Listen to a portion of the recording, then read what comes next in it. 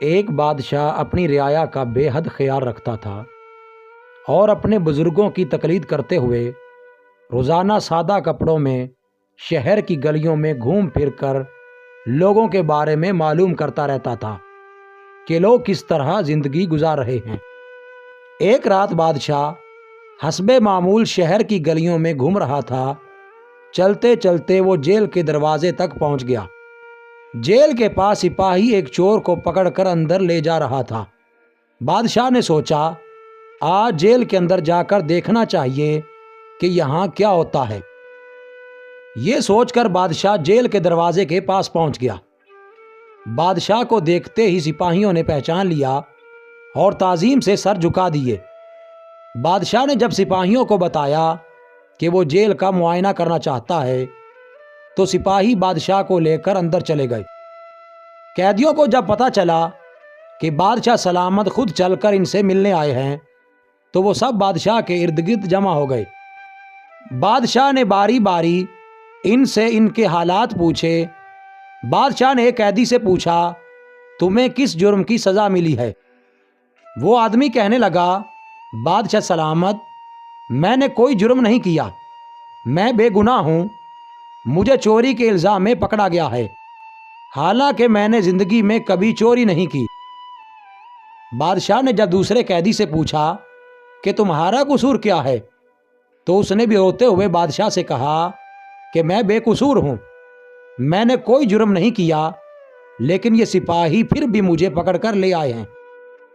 غرض جتنے بھی قیدی تھے سب نے ہی بادشاہ کو یہ یقین دلانے کی کوشش کی کہ وہ بے گناہ ہیں۔ بادشاہ سلامت سب کی باتیں سنتے رہے اور مسکراتے رہے۔ اتنے میں بادشاہ کی نظر ایک ایسے قیدی پر پڑی جو سر جھکائے الگ بیٹھا تھا۔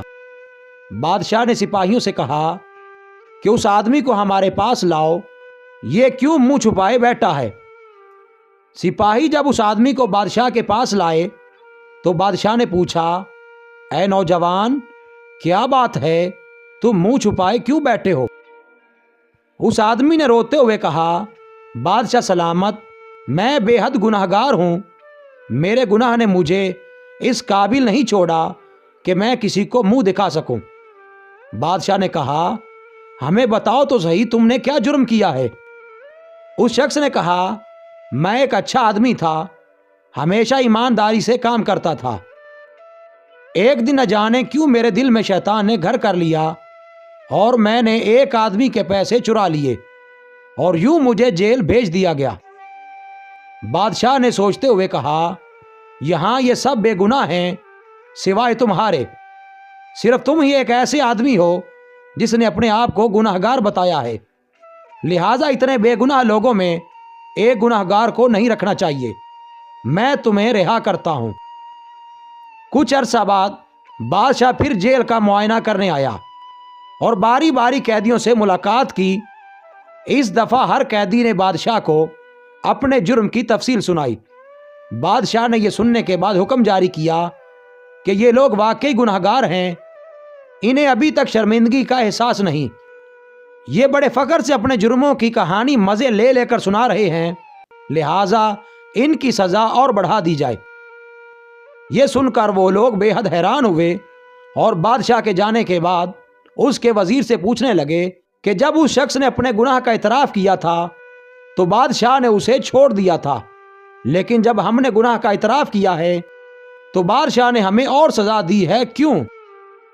یہ سن کر بادشاہ کا وزیر جو بادشاہ کے مزاج کو سمجھتا تھا کہنے لگا پہلے آدمی کو اس لیے چھوڑا گیا کہ اس نے جرم کا اعتراف اس لیے نہیں کیا تھا کہ وہ آزاد ہونا چاہتا تھا، بلکہ اس لیے کیا تھا کہ وہ اپنے کیے پہ نادم تھا، لیکن تم لوگوں نے پہلی دفعہ بادشاہ کو اپنی بے گناہی کی کہانی اس لیے سنائی تاکہ وہ تمہیں آزاد کر دے، اور اس دفعہ گناہ کا اعتراف بھی اس لیے کیا کہ شاید بادشاہ تمہیں چھوڑ دے، اس لیے بادشاہ نے تمہیں آزاد نہیں کیا۔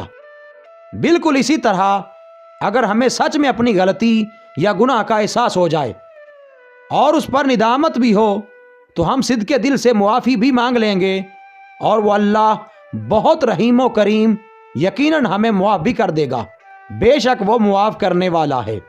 مزید اچھی ویڈیوز کے لیے چینل کو سبسکرائب کریں اور بیل کے آئیکن کو لازمی پریس کریں۔